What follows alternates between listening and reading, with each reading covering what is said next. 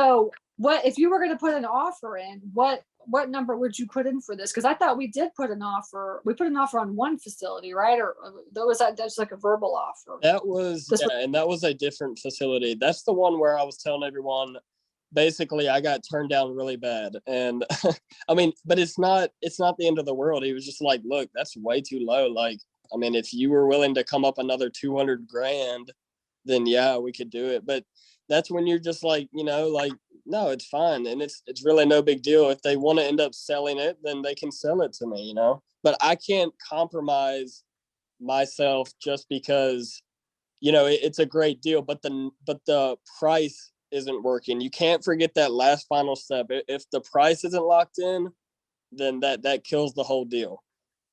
Now on this one, would you be holding it or would you be wholesaling this like this if you could get it? This one, I really haven't decided. I've been so busy. I'll be honest. Okay. I'd have to look at it. From what I can tell, it would be an okay hold. And it would also be an okay wholesale deal.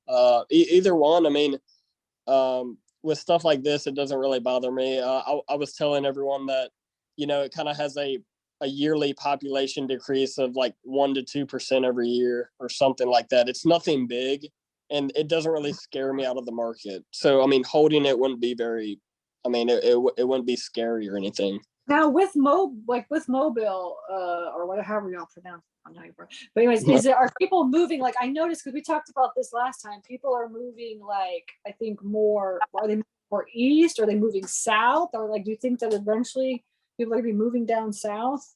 Yeah, no one's really moving to Grand Bay. And I mean, you'll have some locals come in or whatever and like be like, oh yeah, I want to go live out in the country or whatever. And that's just a couple people and stuff. But yeah, for the most part, yeah, moving east. That's what mobile. But the thing I would really do is, if you're really scared about any of that stuff, and it's something I've thought about doing, is say I'm looking at a very small market of like 3,000 people. Like Grand Bay is only 4,000 people.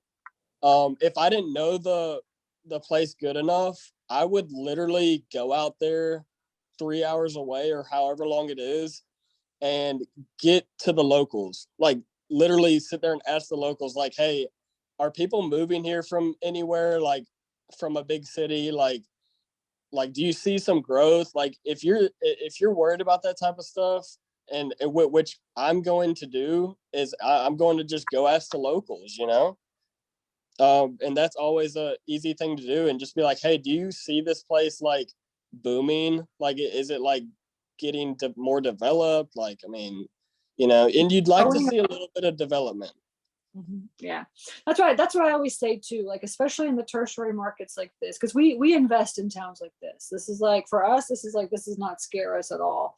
And typically, we're in areas like anywhere from a couple thousand to 75,000 people. So, and it doesn't, and actually being in primary markets scares us more than being in secondary and tertiary markets.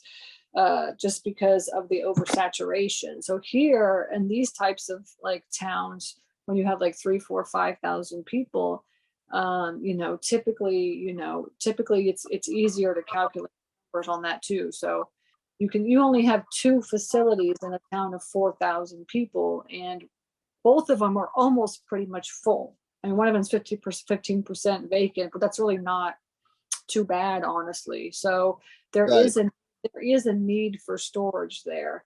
And just as long as you keep an eye on how the growth of the town works, and then how many more storage facilities come into the area, you'll know when you should sell the facility and just move on to something else.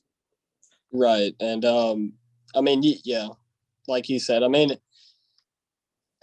if the population like is that big of a deal to you, then I would you can go on a Wikipedia or anything like that and just find something that's growing, and that way you don't have to be scared about any of that type of stuff. Like, just find something that's growing 5% every year. I mean, just something like that. And that way you don't really have to worry about being scared of investing in, even if it's a small city or town, you might find one that's growing 5% every year. And that way it doesn't really scare you too much out of the market. Yeah.